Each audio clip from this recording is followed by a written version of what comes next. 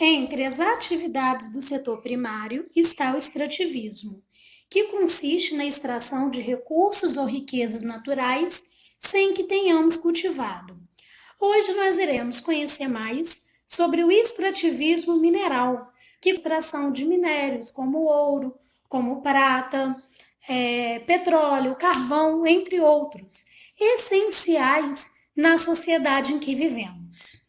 Cabe destacar que os recursos extraídos por essa modalidade de extrativismo são recursos não renováveis, pois demoraram milhões de anos para se formar, como é o caso dos combustíveis fósseis, carvão, petróleo e gás natural, ou até bilhões de anos, como é o caso dos minerais metálicos, como ouro, ferro, entre outros.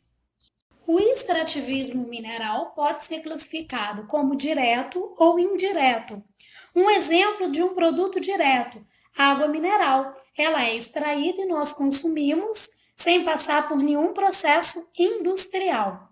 Indireto é aquele produto que é extraído, mas deve passar por um processo industrial antes do seu uso. Um exemplo disso é o petróleo. O petróleo é extraído, o petróleo cru não serve para absolutamente nada, ele passa pelo processo industrial na petroquímica que vai fazer a separação das frações em diesel e gasolina, produtos que aí sim nós utilizamos como combustíveis em carros, em caminhões, em automóveis em geral.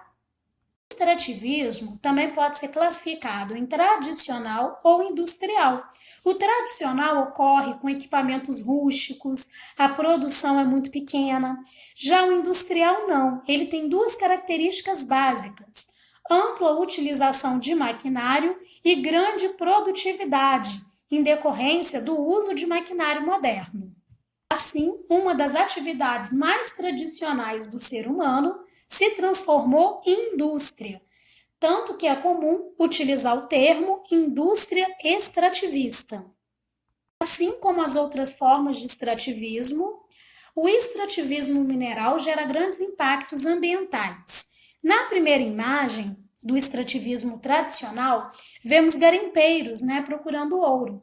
Para tal é utilizado mercúrio, que contamina as águas, contamina peixes e, consequentemente, contamina os seres humanos, sendo que a contaminação por mercúrio não tem cura. Essa imagem mostra uma grande degradação ambiental e muito comum nas áreas de extrativismo industrial. Para retirar os minerais, é necessário retirar a vegetação, retirar a camada do solo e até do subsolo para encontrar esses minerais, promovendo assim um grande impacto ambiental, Perda de biodiversidade, erosão e muitas vezes a construção de barragens, que nós vamos ver mais à frente na apostila, provoca grandes acidentes ambientais, como aconteceu ano passado em Minas Gerais.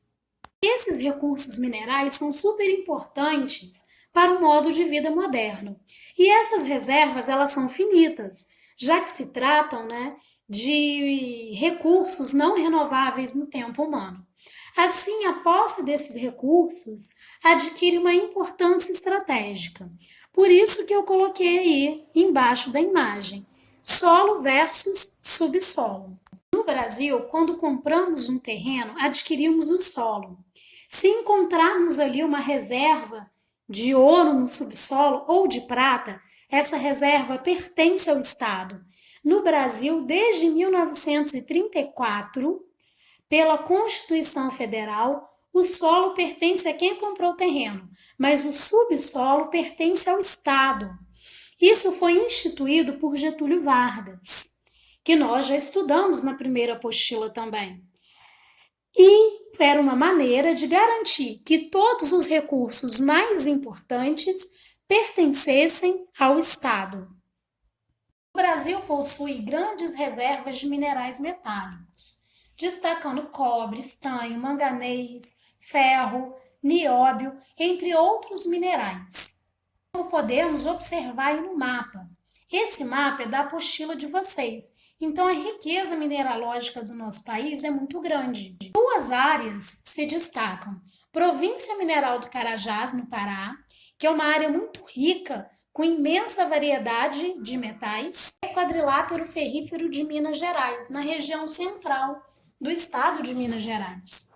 No passado, essa foi uma grande área de exploração de ouro e diamante. É onde estão localizadas as cidades históricas de Minas Gerais, construídas na época do ciclo do ouro.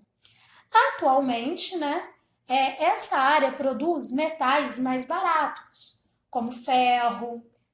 É também nessa região que está concentrado o nióbio, que é um mineral muito utilizado na atualidade na Europa e que o Brasil possui 98% das reservas.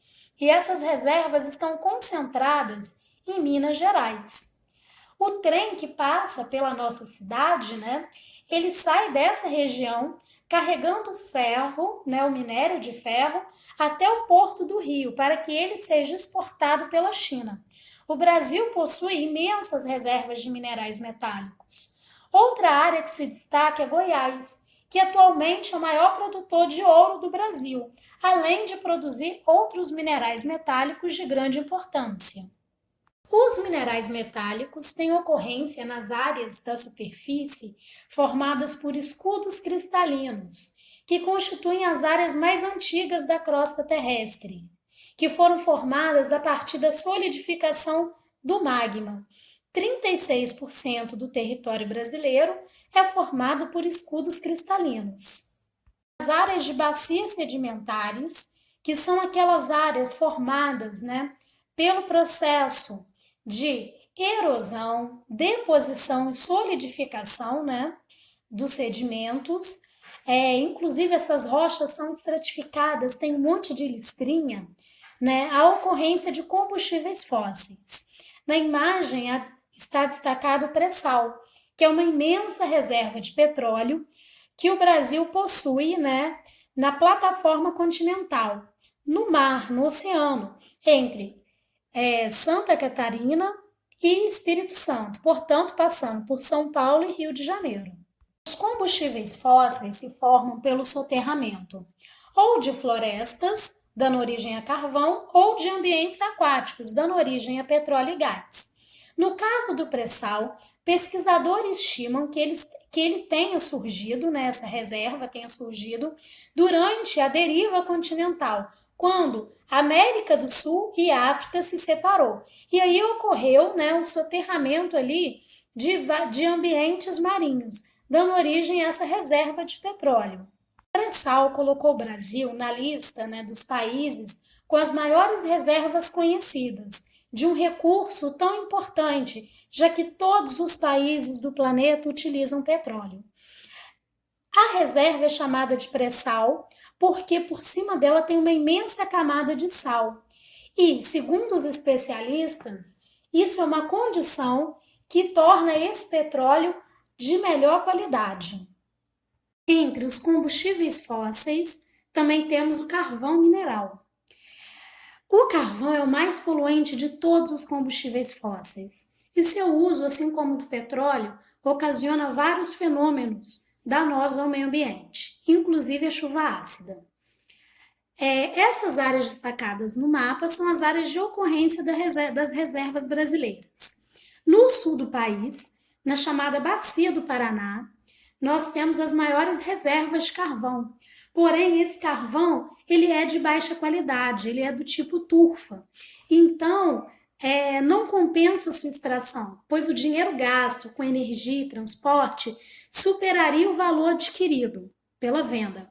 Além disso, o carvão do tipo turfa é o mais poluente de todos, apresenta grande concentração de enxofre e baixo poder calorífico, o que torna de baixa qualidade. Bom, 64% do território brasileiro é formado por bacias sedimentares, que são as áreas onde encontramos esse tipo de recurso mineralógico.